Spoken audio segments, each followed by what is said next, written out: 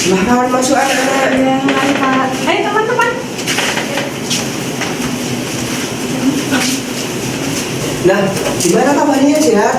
Alhamdulillah sehat. Tadi pelajarannya gimana? Susah Pak. Matematika ya Pak. Oh, jadi susah mikirnya ya? Iya. Bagi fisika jam kos Pak ditinggal dulu. Kita berdoa agar kegiatan konseling kelompok hari ini berjalan secara lancar dan bermanfaat. Berdoa dimulai. Terus bab sempurna. Nah, selesai anak-anak. Baik anak-anak, singkat saja di sini kita akan membahas tentang jenis-jenis. Nah, kalian di sini mau ngapain anak-anak? Mau menanyakan tentang karir Pak. Oh ya, baik di sini saya akan menjelaskan tentang jenis-jenis profesi ya anak-anak. Baik Pak. Nah, tujuan layanan di sini kita akan peserta didik agar mampu menjelaskan pengertian profesi. Nah, yang kedua peserta didik mampu mengidentifikasi jenis-jenisnya. Nah, apresiasi dulu. Dulu kita ingin jadi dokter, Persepsi lek ora. ingin jadi dokter atau mungkin polisi. Di sini ada yang ingin jadi polwan dulu. Saya jadi polwan. Tapi enggak, atau guru dan dosen gimana? Masih bingung Masih bingung sebenarnya Pak. Ya tidak masalah apapun pilihan profesi Anda itu. Walaupun Anda sendiri juga bingung ya adik-adik. Nah, yang paling penting jangan seperti ini ya. Itu Ini siapa? apa Pak? Maling. Pemaling. Iya. Yang penting kalian jangan jadi penjahat. Jadi kriminal boleh nggak Pak? Ya itu kriminal tadi Mbak. Nah terus di sini saya akan menjelaskan tentang pengertian profesi. Nah, apa tahu itu profesi? Profesi itu adalah suatu pekerjaan yang membutuhkan ilmu pengetahuan atau keterampilan khusus sehingga orang yang memiliki pekerjaan tersebut harus mengikuti pelatihan dan pendidikan tertentu agar dapat melakukan pekerjaannya dengan baik. Nah, apa tahu yang perlu kita persiapkan agar kita dapat memiliki profesi yang mantap? Apa aja Pak? Itu pendidikan, Ya, dan benar. keterampilan. Hubungan sosial dan Kepribadian. kepribadian. Ya benar anak-anak. Nah terus di sini ada beberapa jenis-jenis profesi. Yang pertama di bidang pendidikan ada guru, terus dosen, instruktur, dan tentor dan terakhir widya iswara. Terus yang kedua ada di bidang hukum, jaksa, hakim, pengacara, notaris, dan advokat. Yang ketiga ada bidang pertahanan dan keamanan. Terus ada tentara, polisi, satpam, security, dan detektif. Terus yang keempat ada bidang kesehatan, dokter, bidan, perawat, laboran, psikiatris, psikolog, ahli gizi, ahli bedah, dan entrepreneur. Entrepreneur. Benar anak, dibenerin. Nah yang kelima ini ada bidang apresiasi seni dan budaya. Ini ada artis, sutradara, penyanyi, dalang, komposer, arnager, terus konduktor, penari, pelukis, dan lain-lain. Itu di bidang seni ya adik-adik.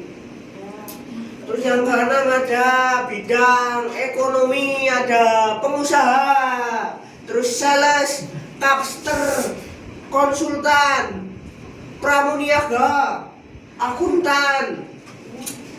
Nah, yang ketujuh ini ada di bidang penerangan dan komunikasi dan sastra. Nah, ada wartawan, reporter, pembawa acara, pembaca berita, pengarang, editor, penyair radio. Penyiar Bapak. Ya, penyiar. Biar lucu aja, Mbak. Baik, setelah penjelasan yang saya paparkan ini, siapa di sini yang masih bingung untuk menentukan profesi yang akan kalian ambil setelah lulus? Saya. Baik, berarti kita berada di tempat yang tepat ya, anak-anak. Insya Allah. Kita mulai dari Mas Raka. Apa yang membuat kamu bingung soal karir ini, Mas Raka? Bingung kepilihannya Pak. Pilihannya apa? Sebenarnya Mas Raka ini suka apa? Belum ada gambaran sih Pak. Tapi saya lihat-lihat Mas Raka ini kan suka olahraga ya? Kurang lebih seperti itu. Baik. Jadi kamu ragu ambil jurusan itu ya? Terima kasih Raka. Kamu sedang berada di antara minat pribadi dan harapan orang tua ya? Iya Pak. Nah selanjutnya Alia, silakan. Ya Pak. Mungkin saya itu cukup apa ya Pak? Baik, silakan ayo Nak Alia. Ya, saya tuh punya cita-cita yang tinggi Pak, tapi saya merasa kemampuan saya tuh biasa aja. Terus takut nggak sanggup sama yang namanya bersaing. Perasaan ragu terhadap kemampuan diri sendiri itu wajar ya Nak Alia. Selanjutnya Nak Bunga, Selanjutnya Mbak Bunga, bagaimana denganmu? Piye? Selanjutnya Mbak Bunga, bagaimana dengan kamu Mbak Bunga? Kalau saya masih bingung sih Pak antara mau kerja atau kuliah. Ada yang menyarankan saya untuk kuliah terlebih dahulu, ada juga saran untuk langsung kerja aja gitu. Banyaknya pendapat bisa membuat kita semakin bingung ya. Iya. Bagaimana dengan Nak Citra? Kalau saya sih punya banyak minat dan semuanya juga menarik Pak. Tapi akhirnya dengan banyak minat itu malah nggak fokus ke satu pilihan. Oh, baik, terima kasih sudah jujur. Dinda, silakan. Baik Pak, sebelumnya tuh saya tuh kayak takut gitu Pak menentukan pilihan karir, soalnya tuh saya tuh takut suatu saat di masa depan kemudian tuh saya tuh akan menyesal, atau mungkin saya kayak ngerasa oh ini tuh bukan pilihan saya yang dulu, kayak menyesalnya tuh menyesal banget gitu loh Pak. Oh, takut ya. Nah, ketakutan akan penyesalan sering muncul saat kita ingin membuat keputusan yang terbaik. Nah, terakhir ada Mbak Evi. Saya ingin cepat mandiri secara finansial, tapi juga ingin kuliah. Saya bingung harus memilih yang mana, Pak.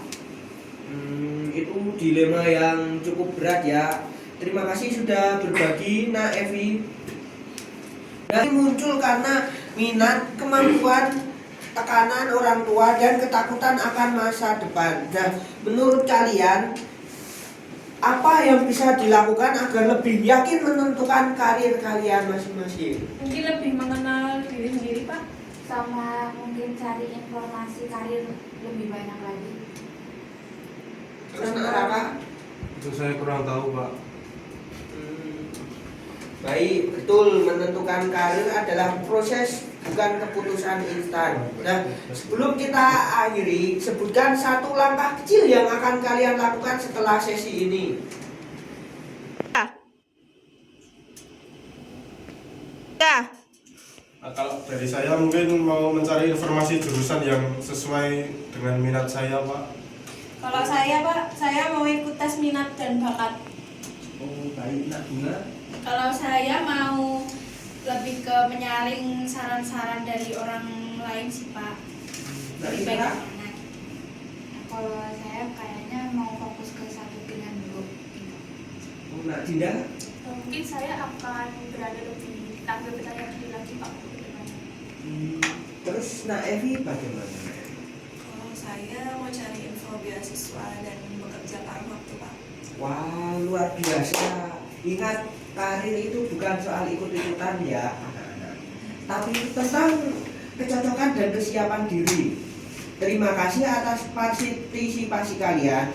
Semoga sesi ini dapat membantu kalian melangkah lebih mantap. Wassalamualaikum warahmatullahi wabarakatuh. Waalaikumsalam warahmatullahi wabarakatuh. Baik anak-anak, kita akhiri sesi ini dengan kita tutup dengan membaca hamdalah. Alhamdulillahirabbil alamin.